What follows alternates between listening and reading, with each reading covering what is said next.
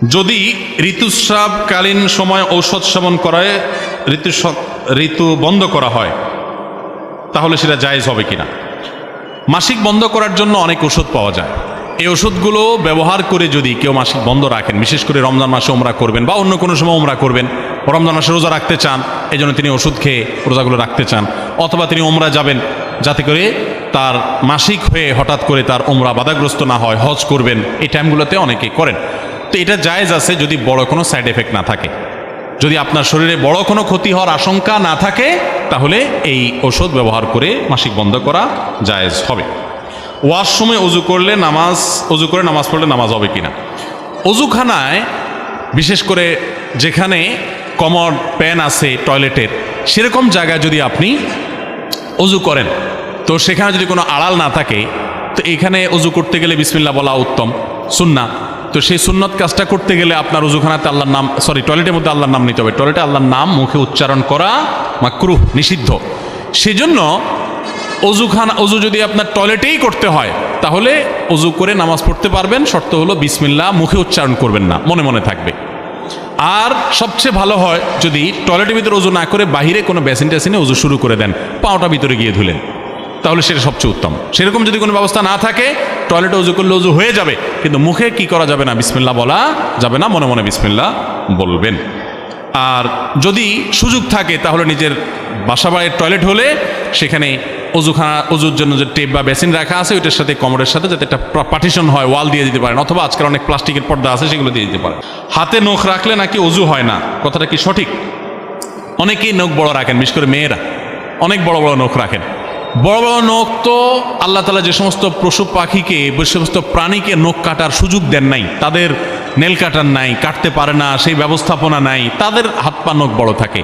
আল্লাহ মানুষকে মর্যাদা দিয়েছেন, অন্য প্রাণীর চাইতে তার কিছু বিশেষ স্বাতন্ত্র্য আছে, সেই স্বাতন্ত্র্য বজায় রাখার চেষ্টা করবে। নখ বড় রাখা এটা তো পশু পাখির মত কাতারে নিজেকে সামিল করার মধ্যে সামিল। এই জন্য ইসলাম এটাকে অপছন্দ করে, এটা ইসলাম জায়েজ করে না। এবং যে সমস্ত বিষয়গুলো মিন সুনানিল ফিতরা, মানুষের প্রকৃতিগত সুন্নাহ, সৃষ্টিগত সুন্নাহ, সেরকম সুন্নাহগুলোর ভিতরে একটা হলো এই নখ কাটা, নখ ছোট করা। এই জন্য নখ ছোট করতে হবে, নখ বড় রাখা যাবে না। যদি হাতের নখ বড় রাখেন, এত বড় যে ওইটার ভেতরে পানি পৌঁছায় না, এবং আপনার কোনো মতে উজু করে চলে আসেন, তাহলে উজু না হওয়ার, গোসল না হওয়ার আশঙ্কা আছে। কিন্তু নখ বড় রাখলেই যে অজু হয় না, ব্যাপারটা এরকম না। নখ বড় আছে সেটা মাথায় রেখে আপনি পানি যেত নখের নিচে একেবারে ভেতরের অংশ তো আর পানি যাবে না, যতটুকু নর্মালি যাওয়ার কথা ততটুকু যদি পানি যেন যায়, আপনি সতর্ক থাকেন, তাহলে অজু হয়ে যাবে, গোসলও হয়ে যাবে। তবে এরকম নখ রাখাটা ইসলামী শরিয়াত দৃষ্টিকোণ থেকে অনুচিত কাজ, অনুত্তম কাজ। এই সমস্ত নখের নিচে ময়লা জমে, অনেক কিছু আপনার জীবাণু ইত্যাদি থাকতে পারে, এগুলো আমরা আমাদের খাবারের সাথে পেটের ভিতরে যেতে পারে, আমাদের জন্য স্বাস্থ্যের জন্য ক্ষতিকর হতে পারে। ইসলামের চাইতে বড় স্মার্টনেস আর কিচ্ছুতে নেই। এই বড় বড় নখ রাখলে আমরা মনে করি খুব বেশি আধুনিক, খুব স্মার্ট, খুব ইউ টাইপের, সবচেয়ে নোংরা, সবচেয়ে খবিশ মার্কা মানুষ। এটা খবিশ মার্কা মানুষ না হলে এই নখের নিচে সে কিভাবে পরিষ্কার করে? এখানে তো ব্রাশ করারও সুযোগ নেই, তাহলে এই ময়লা সহকারে সে খাবার দাবার গ্রহণ করে, কোনো পরিচ্ছন্ন মানুষের কাজ হতে পারে না। হাতে মেহেদি দিলে নামাজ হবে কিনা? হাতে যদি মেহেদি দেন মা বোনরা, তাহলে সেক্ষেত্রে নামাজের কোনো অসুবিধা হবে না, বরং মেয়েদের জন্য হাতে মেহেদি দেওয়া সুন্নাহ, ভালো। নবী করিম সাল্লাল্লাহু আলাইহি সাল্লাম কোন এক নারী কিছু একটা দিয়েছেন পর্দার আড়াল থেকে হাত দিয়ে বা কোনোভাবে, তো নবী সাল্লাল্লাহু আলাইহি সাল্লাম মহিলাদের ওই দিক থেকে দেওয়া হয়েছে কিন্তু হাতে মেহেদি নাই, এটা দেখে তিনি আশ্চর্য হয়েছেন যে কোনো পুরুষ নাকি সেখানে, মানে পুরুষের হাত আসলো কোত্থেকে? তখন বলা হলো না, মহিলাদের হাত। তখন নবী সাল্লাল্লাহু আলাইহি ওয়াসাল্লাম আশ্চর্য হয়েছেন। এই হাদিস থেকে বোঝা যায় মেয়েরা হাতে মেহেদি দেওয়া সুন্নাহ। অনেক মেয়েরা হাতে মেহেদি দেওয়াটাকে তারা মনে করেন শৌখিনতা, বিলাসিতা। তাদের এই সাজগোজকে ইসলাম পছন্দ করে, প্রশংসা করবে, বিশেষ করে বিবাহিত নারীরা তো বটেই। বিধায় মেহেদি ব্যবহার করলে অজু হবে, কোনো অসুবিধা নাই, নামাজও হবে। এমনকি আর্টিফিশিয়াল মেহেদি যেগুলো বাজারে পাওয়া যায়, টিউব মেহেদি বলা হয়, এগুলো দিলেও অজু হবে। এগুলো দেওয়ার ফলে অনেকে মনে করেন অজু হবে না, কারণ এগুলো দেওয়ার ফলে অনেক সময় এই মেহেদিগুলো খসে খসে পড়ে, চামড়া খসে পড়ার মতো। তো এটা আসলে চামড়া খসে পড়া না, এটা চামড়ার উপর আলাদা কোনো আবরণ বা স্তর সৃষ্টি করে না, বরং এক ধরনের কেমিক্যাল থাকে অ্যাসিডের মতো। এটার কারণে চামড়ার উপরে সূক্ষ্ম লেয়ারটা, যেখানে বেশি মেডিসিন পড়ে সেখানে একটু খসে পড়ে। এর কারণে আলাদা লেয়ার যেহেতু হয় না, অতএব এগুলো দিলে ওযু হবে, নামাজও হবে, মেহেদি ব্যবহার করতে পারেন, কোনো অসুবিধা নেই। এবং মেহেদি চুলও ব্যবহার করা যায়, পায়ে চাইলে পায়েও মেহেদি ব্যবহার করা যায়। অনেকে বলে না, যেই মেহেদি দাড়িতে চুলে ব্যবহার করা হয়েছে, নবী সাল্লাল্লাহু আলাইহি সাল্লামের সুন্নাহ যেটি আপনার দাড়ি চুলকে সাদা হয়ে গেলে সেটাকে অন্য কালারে, মেহেদির কালার ইত্যাদিতে পরিবর্তন করার নির্দেশ তিনি করেছেন, তাহলে সেটা কিভাবে আমরা পায়ে দিতে পারি? অনেকে বলেন এটা একেবারে অযৌক্তিক কথা এবং শরীয়ত কোথাও এটা নিষেধ করে না যে পায়ে মেহেদি দেওয়া যাবে না, পায়েও মেহেদি দিতে পারেন। এবং যারা মনে করেন যে দাড়িতে চুলে ব্যবহার করে যে জিনিস, সেই জিনিস পায়ে দেওয়া যায় না, তো তেলও তো দাড়িতে চুলে মানুষ ব্যবহার করে, তো তেল পায়ে দেন কিভাবে? তো এটা যেরকম পারেন মেহেদিও একইভাবে দিতে পারবেন। আবার পুরুষরা অনেকে মেহেদি পরেন, ইসলাম শরীয়ত দৃষ্টিকোণ থেকে এটা অনুচিত কাজ, অনুত্তম কাজ, এটা ভালো কাজ না। এটা মেয়েদের জন্য আল্লাহ তাআলা রেখেছেন, তারা সাজগোজ গ্রহণ করবে। দেখেন কিছু জিনিস আছে মেয়েদের জন্য স্পেশাল, এগুলো ছেলেরা টানাটানি করতে যাবে না। ছেলে মানুষ, আপনি মেহেদি হাতে দিতে যাবেন না, আপনার মেয়ে, আপনার স্ত্রী, তাদেরকে মেহেদি হাতে দেওয়াবেন। আমাদের দেশে অনেক ছেলেরা আছে এই কাম করে। এখন কিয়ামত যত নিকটবর্তী হচ্ছে, ছেলেদেরটা মেয়েরা, মেয়েদেরটা ছেলেরা ধারণ করা শুরু করেছে। ছেলেদের জন্য, মেয়েদের জন্য নির্দেশ করা হয়েছে তারা ওড়না পরবে। এখনও আজকাল বাজারে যে সমস্ত পাওয়া যায় মেয়েদের, অনেক জামার সাথে ওড়না পাওয়া যায় না, ওড়না মেয়েরা পরতে চায় না, বরং পাঞ্জাবির সাথে এখন ছেলেদের একটা ওড়না দেওয়া হয়, আছে না নাই? তো এগুলো কিয়ামতের লক্ষণ। শয়তান নারী পুরুষের মধ্যে এই ধরনের অস্থিরতা তৈরি করবে, এটা কিয়ামতের আলামতের মধ্যে থেকে একটি বিধায়। এগুলোর উপর আমাদের সাবধান থাকতে হবে। একজনে প্রশ্ন করেছেন, আমার 3টা নাতি আছে, তাদের বাবা নেই, তাদের দাদা ব্যাংকে কিছু টাকা রেখেছে, তার কিছু সুদ বের হয়েছে, সেগুলো কি তার নাতিরা খরচ করতে পারবে কিনা? দেখুন, সুদ এটা আল্লাহ তাআলা হারাম করেছেন বিধায় সুদ এটা কোনোভাবে একজন ইমানদারের ভোগ করা উচিত না, সুদী লেনদেন করা উচিত নয়, এটা থেকে বেরিয়ে আসা উচিত। যদি কিছু টাকা তাদের থাকে তাহলে সেই টাকা কোনো ব্যবসায়িক কাজে খাটানো উচিত। আজকাল কোথাও ইনভেস্ট করা রিস্কি, কার কাছে দিবে, মেরে দিবে, 2 নাম্বারই করবে, এই ভয় অনেক বেশি। এরপরও সমাজ একেবারে ধ্বংস হয়ে অতলে চলে গেছে, একজনও ভালো মানুষ নাই, ব্যাপারটা তো এরকম না। তুলনামূলকভাবে যারা বিশ্বস্ত, যারা অন্তত এতিমদের হক মেরে খাবে না, এতটুকু ভয় আছে, সে সমস্ত জায়গায় ব্যবসায়িকভাবে ইনভেস্ট করবেন, হারাম উপার্জন থেকে বেরিয়ে আসবেন। বাবা নাই, এ উসিলায়, এ অজুহাত দিয়ে সুদ খাওয়া জায়েজ নাই। প্রয়োজনে যদি উপার্জন না থাকে, দাদার কর্তব্য দাদা উপার্জন করে সন্তানকে, নাতি নাতনিদেরকে খাবারের ব্যবস্থা করবে, তাদের দাদার উপরে ফরজ। চাচা থাকলে চাচার উপর ফরজ এতিম বাচ্চাদের লালন পালন করা, তারপরও সুদের উপর নির্ভরতা করা জায়েজ হবে না। এরপরের প্রশ্ন হলো, আমি অজু করে আমার বাচ্চাকে বুকের দুধ খাওয়াতে পারবো কিনা? অজুর পর মেয়েরা যদি বাচ্চাকে বুকের দুধ খাওয়ান কোনো অসুবিধা নেই, এর কারণে অজু ভাঙবে না। অনেক মা বোনরা মনে করেন সন্তানকে বুকের দুধ খাওয়ালে মনে হয় অজু ভঙ্গ হয়ে যায়, এটা অজু ভঙ্গের কোনো কারণ না। অজু করার পর বাচ্চাকে দুধ খাওয়ানোর পর আবার ওই অজুতে আপনি নামাজ পড়তে পারবেন, কোনো সমস্যা নেই। অজু ভঙ্গের সাথে সম্পর্ক হলো অজু ভঙ্গ হওয়ার মতো কোনো কারণ পাওয়া গেছে কিনা, শরীর কোথাও নাপাক বের হয়েছে কিনা, ঘুম এসেছে কিনা, সেন্সলেস হয়ে গেছেন কিনা, বেহুশ হয়ে গেছেন কিনা, এরকম বিষয় দেখা দিলে, পেশাব পায়খানা করলে, আপনি বায়ু ত্যাগ করলে, তখন অজু ভাঙবে। সন্তানকে দুধ খাওয়ানোর সাথে অজুর ভাঙার কোনো সম্পর্ক নেই। আমি নামাজের নিয়ত করার পর আমার বাচ্চা ঘুম থেকে উঠে গেছে, তখন বাড়িতে কেউ নেই, আমি কি করব? যদি কোনো মা নামাজের নিয়ত করার পর বাচ্চা ঘুম থেকে উঠে যায়, তো বাচ্চা ঘুম থেকে উঠে গেলেই যায় বাচ্চাকে সাথে সাথে ধরতে হবে, এরকম না। তো 2-4 মিনিট থাকলে বাচ্চা তো মরে যাবে না, হয়তো একটু কান্নাকাটি করবে, তো কান্নাকাটি করবে।